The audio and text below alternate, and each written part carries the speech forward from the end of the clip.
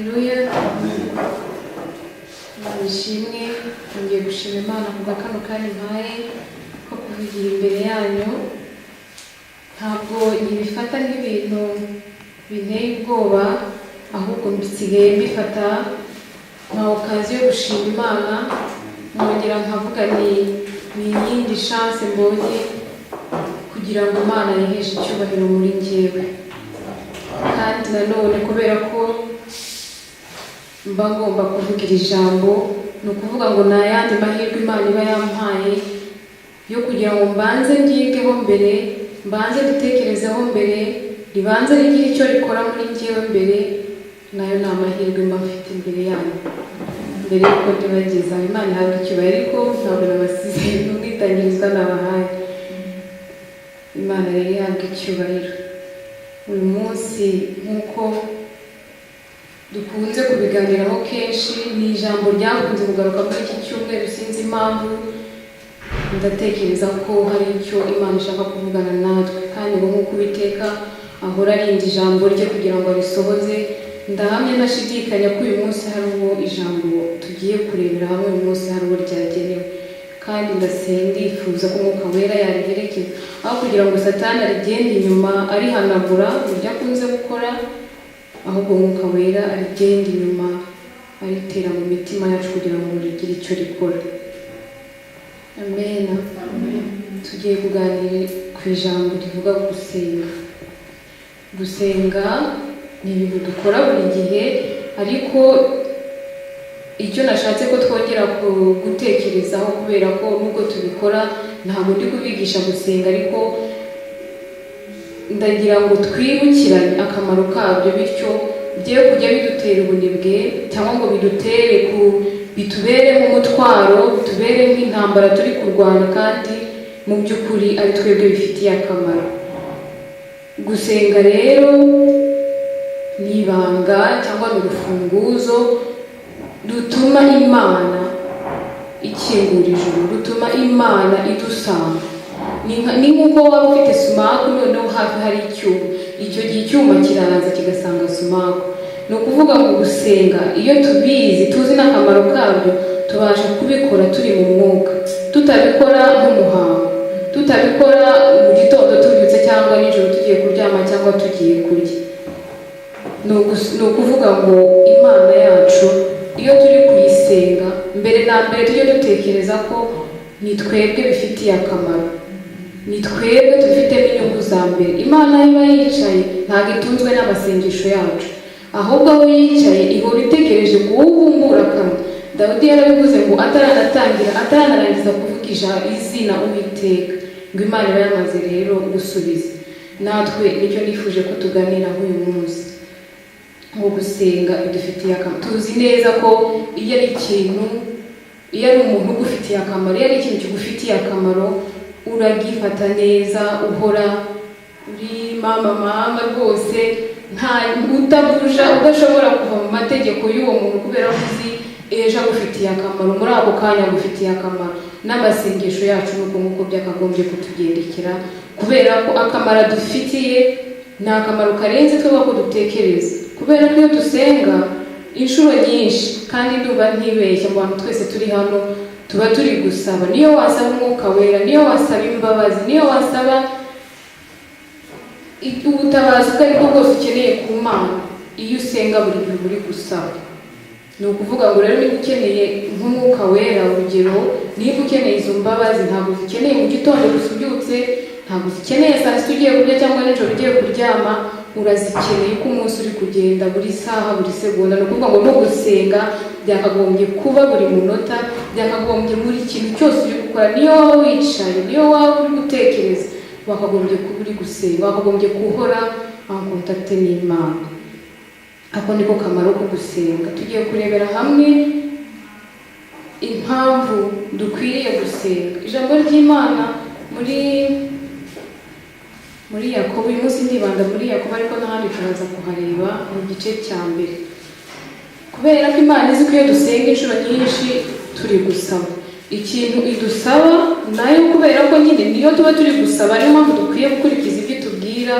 Imana iratubwira mu gice cya mbere ku murongo wa 6 kugeza kwa 8, cyangwa niyo twahera ku wa 5 nta kibazo. Ngo ariko ngo niba hariho umuntu muri mwe ubuze ubwenge abusabe Imana iha abantu bose itimana itishama kandi azabuhabwa.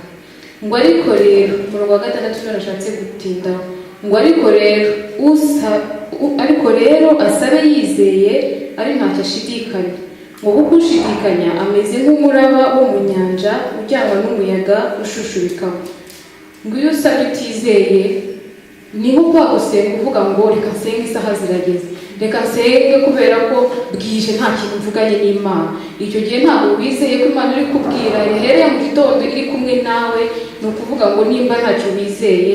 Umurongo wa 7 umurongo wa 8 aravuga ngo kuko umuntu w'imitima ibiri anamuka mu nzira zose, ariko wa 7 uravuga ngo umeze atyo ngo ye kwibwira ko azagira icyo ahabwa n'Umwami Imana. Ntacyo tuzahabwa tudasengana tudasabana kwizera. Kandi nanone icyo gihe turimo dusaba tumenye ngo iyo turi gusaba tumenye gusaba neza. Umuntu azasaba neza gute? Kubera ko nanone ijambo ry'Imana muri Yakobo n'ubundi mu gice cya 4 riravuga ku murongo wa 3 ngo murasaba ntimuhabwe kuko musaba nabi, mushaka kubyarisha irari ryanyu ribi. Aha twibukiranye ko gusaba iyo tubikora kenshi tuba turi gusenga, kuko iyo uri gusenga Imana uri kuyisaba. Niyo mpamvu dukwiriye gusaba neza. Icyo gihe rero uzasaba neza gute? Uzasaba neza igihe ufite umwuka wera. Uzasaba neza igihe uri gusengera mu mwuka wera. Ijambo ry'Imana riravuga ngo dusengere mu kuri no mu mwuka. Ngo kuko ngo abasenga batyo ngo nibo Data ashaka, ngo ndetse ni nabo yumva. Ni ukuvuga ikirere, ntabwo uzashobora kuvuga isengesho rizima udafite umwuka wera. Nta nubwo uzabasha kuvuga isengesho rihesha Imana icyubahiro utari gukoresha ukuri muri wowe. Kandi nanone igihe uri gusenga usaba ikintu ufite intention mbi, ni ukuvuga usabye ikintu kugira ngo usabye imbabazi Imana kubera ko wakoze icyaha, kugira ngo wumve muri wowe utaremereye. Ntabwo uzisabiye kugira ngo ureke icyaha burundu. Icyo gihe nta kintu bizabikumariye. Ngo niyo mpamvu musaba ntimuhabwe.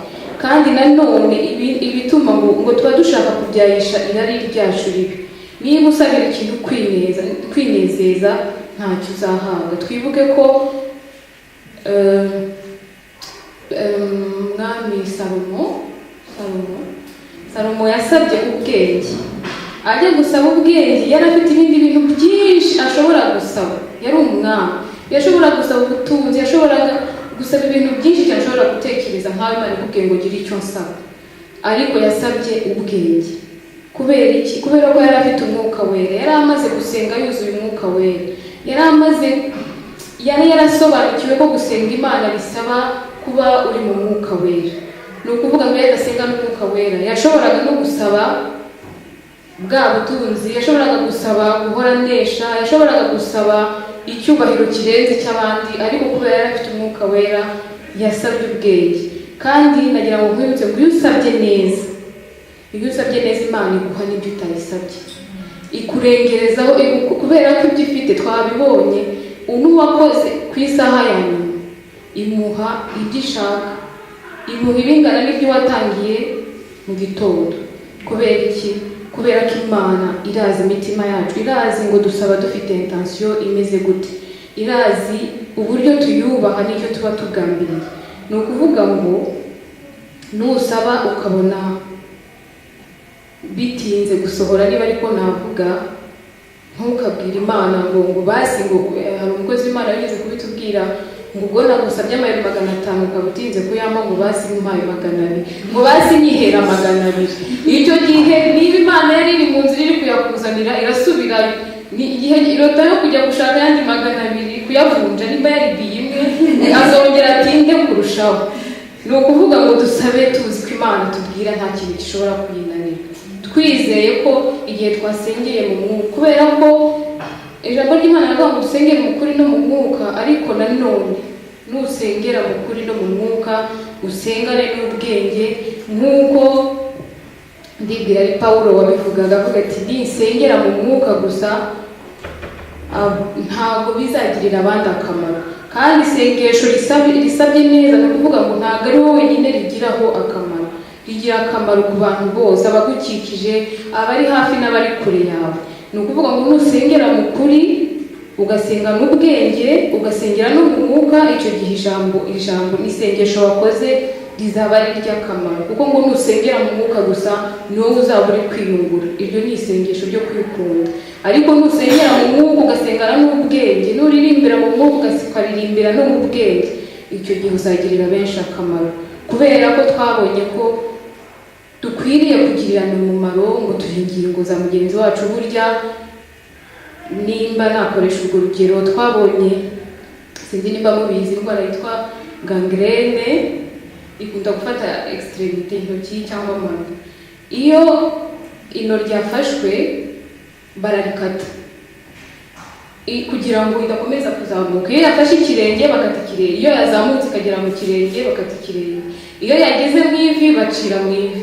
Ibyiza rero aho kugira ngo izo gangrene zidufate tugende ducika ingingo, reka tubashe gusaba ibyo ngibyo, tuzabishobozwa n'umwuka wera gusa nta kindi. Icyo gihe muri nanone Yakobo igice cya 5 nibanze muri iki gitabo cyane kubera ko cyambereye igitabo cyambereye igitabo cyo kumpugura.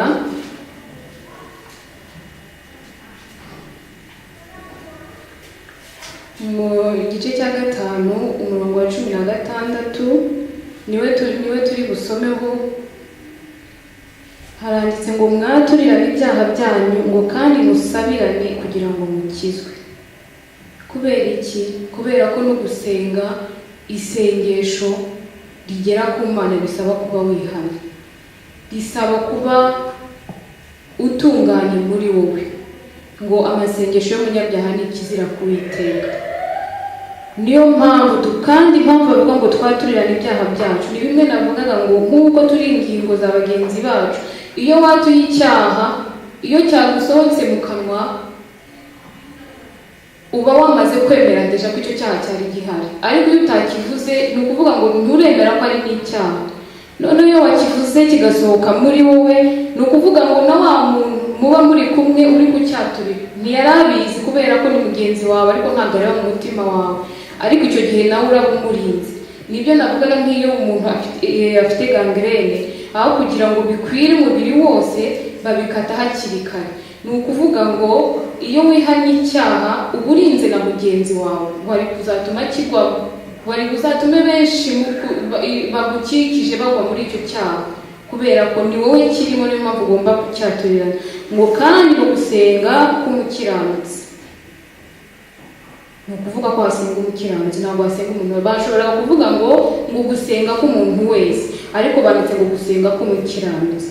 Ni ukuvuga iki? Ni ukuvuga ko gusenga nabyo bisaba gukiranuka. Ntabwo ari ugupfa kujya imbere y'Imana kubera ko uzi ko ngo ukwiriye gusenga. Ntabwo ari ugupfa kuvuga ngo njyewe ndasenga, ndi umukristo, ibyo birahagije. Ugomba kuba ukiranuka. Gukiranuka nta kindi bisaba, nyine ni ukwatura ibyaha byawe. Kandi nanone ngo kugira umumaro mwinshi iyo asenganye umwete. No gusenga k'umukiranutsi ntabwo bihagije, kubera ko nyine ngo bigira umumaro iyo asenganye umwete. Nusenga uri umukiranutsi ni byiza wasenze, ariko wasenze gute? Wasenze ryari? Wasenze kubera iyihe mpamvu? Ubundi ntabwo twagakwiye gusenga kubera impamvu, kubera ko Imana, impamvu zose twagakwiye kugira Imana irazizi. Twari dukwiriye gusenga gusa kubera ko Imana ikwiriye kubahwa. Twari dukwiriye gusenga kubera ko nubwo